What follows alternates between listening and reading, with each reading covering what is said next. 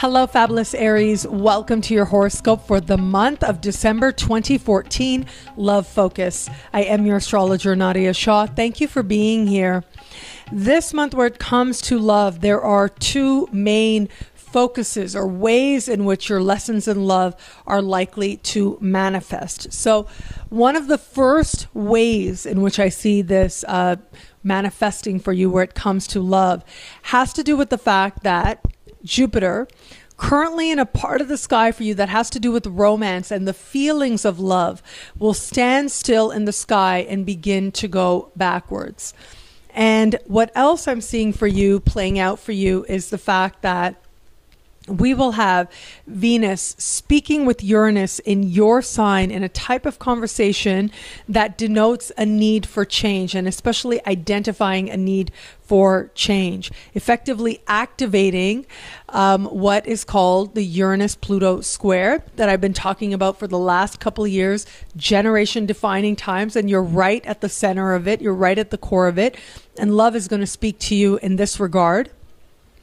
But what we also have happening is a move of Mars, a change of focus for you, and especially where it is that you demonstrate and find the most ease with your most passionate expression, if you will. And that for you is going to come in the realm of friendships and friendly interactions. So let me break this down. If you are in an established bond, this does look like a time when you are likely going to be contemplating what it is that's brought you with this person, what it is that you're feeling in terms of the romance of it, and where it is that you have a sense or a feeling that things are moving in a direction that maybe are not necessarily so romantic, but rather they are moving in a direction that's becoming a little bit predictable. And so ultimately what this comes down to is having a deeper understanding of where it is that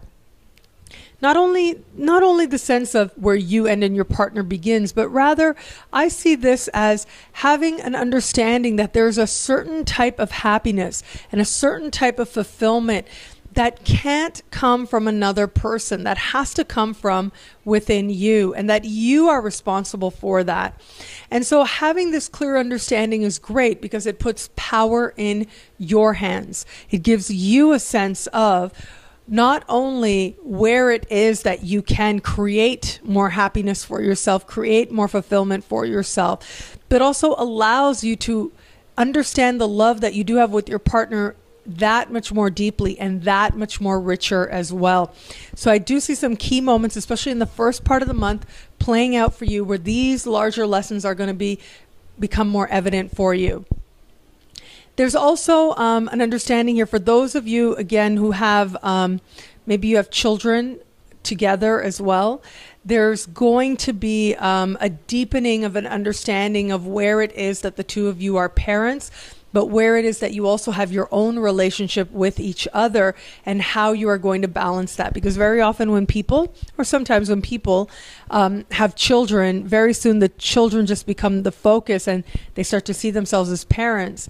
And it's easy to lose touch because children are so demanding of attention, to lose touch with some of that more romantic base that underlies what it is that ultimately brought the two of you together. So this is going to be your chance to start to identify if that should be the case and what you can do to actually nurture that connection that you have apart from your role as parent, but to actually be with your spouse in a way that allows you to enjoy their company a lot more and remember what it is that brought you together. Those of you who have somebody sort of in your sphere, this is going to be a chance for you to see that person differently. So if you've been dating somebody or really interested in somebody, this is a chance for you to get a different perspective on who this person is and get a different perspective on, are they really flirting with you? Are they really interested in you?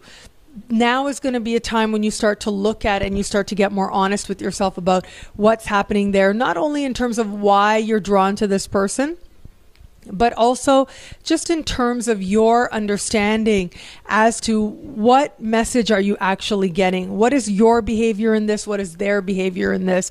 And what does it say about you and what it is that you want? So you're going to be getting lots of sacred learning in that regard. I do think that for some of you, especially if this is a person that you're dating, you are now going to get these opportunities to start to think about how is your life richer as a result of this person being there? What is it that you didn't want to see before?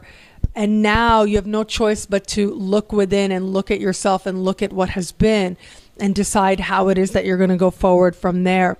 So there's a strong dose of reality and awakenings this month, but there's also an understanding that true, this type of connection that really increases positive energy in your life has to be rooted in some type of truth.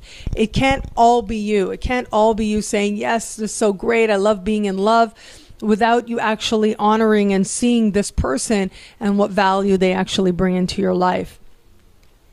Those of you who are single and are open to meeting somebody new, are open to love, this is likely to be a time when, on the one hand, yes, because of Jupiter's move backward and Uranus's move forward, there's that strong focus on you, absolutely.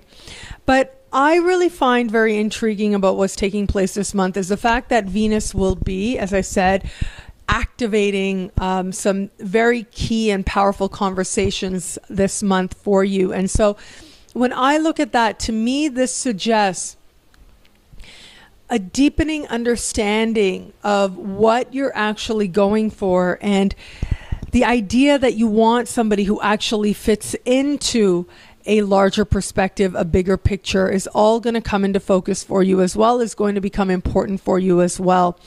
There's something playing out here for you where you are going to really get to the root, if you will, of what karmic themes and patterns are being played out here, and what this actually says about you in terms of your availability where it comes to love, but also your strategy as well. I gotta be honest. It's one thing to say that you want love, and I do believe very much that when you are ready and open and in alignment with it, no matter where you are, no matter what you're doing, that love has a way of just showing up.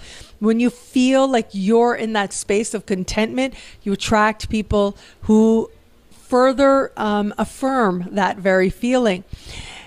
And at the same time, I do think that there's a time and a place, yes, but there's a way in which relating and relationships manifest that has a certain ease to them when they're right. And as part of that ease, in order to get to that ease, sometimes you have to face some really difficult questions within yourself. And as it said, face some difficult truths about yourself as well.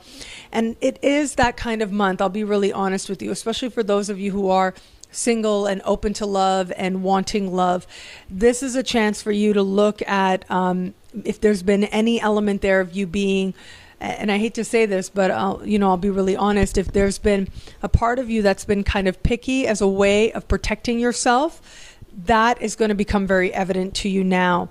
It is about you seeing what needs to change within you. But for all that, I do think that an important part of this process is just going to be flirting with your friends. I actually see you having a lot of fun with friends.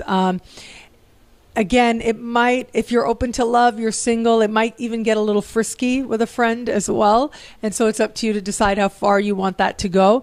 But ultimately, the learning for you is a lot deeper and a lot more meaningful as well. So enjoy that. Enjoy the company of the people you're around. Be social.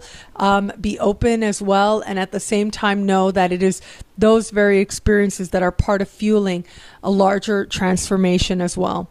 A transformation that ultimately is about preparing you to experience greater love. And the way that you do that is to examine yourself, is to understand within you and within your own heart what it is that you really want and where it is that you are actually meant to give that to yourself.